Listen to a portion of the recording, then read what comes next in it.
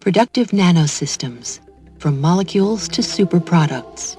Final production made possible by a challenge grant from Mark Sims and Nanorex Incorporated.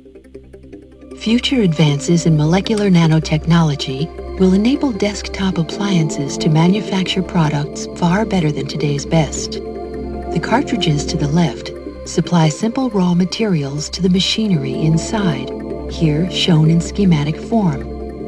Products emerge from the top of this box, which holds the heart of the manufacturing system. Each product is built from beneath, layer by layer, by billions of tiny machines all working together. Near the top surface is the productive machinery itself organized into layers. Machines in the lowest layer process molecules into building blocks, passing them upward to machines that assemble them into larger components, and then to machines that add these components to the product. From a millimeter scale, 1 million nanometers, our view zooms in to the 10 nanometer scale. Each box is 1/10 the size of the one before.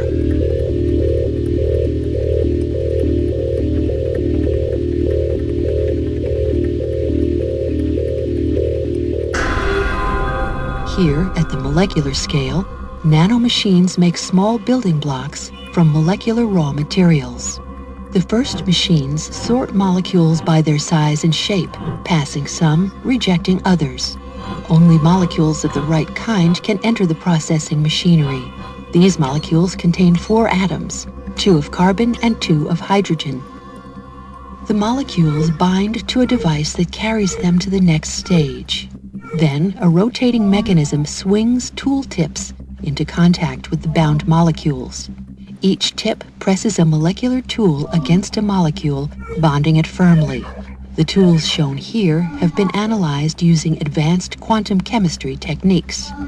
Another tool moves in from the left to remove the hydrogen atoms, leaving a pair of carbon atoms exposed and ready to use. The tools then carry these atoms to their destination, where each pair bonds to a nanoscale building block, making a tiny bit of crystalline carbon, a bit of diamond. Motions happen quickly at this scale. This scene shows motion slowed by a factor of more than 1,000,000. A conveyor carries the blocks past further machines, which build the blocks step by step to full size. Elsewhere, other specialized machines build blocks of different kinds. A system of conveyor belts and transfer mechanisms carries completed blocks from where they are made to where they are needed. This transfer mechanism moves blocks from one belt to another.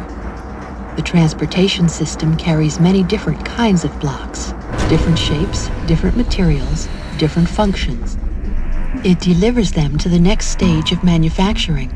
Here, a programmable machine lifts and places small blocks to make larger blocks. The small blocks bond on contact to form components containing millions of precisely arranged atoms. These can be simple structural bricks or intricate components for mechanical and electronic systems. The completed components are delivered to the final assembly stage, where many machines work together to build the final product. Motions at this larger scale are still quick. This scene shows motion slowed by a factor of 10,000. At the base of each machine, a transfer mechanism grabs components and lifts them from a conveyor. Each is flipped around, then carried up to the underside of the product under construction. Finally, machines lift the components and plug them in place, adding layer after layer to the bottom of the product. When the last layer is finished and construction is complete, the product is ready to be removed and used. The result of this production run is an atomically precise multiprocessor laptop computer with 1 billion times more processing power than today's best. The only waste products are warm air and pure water.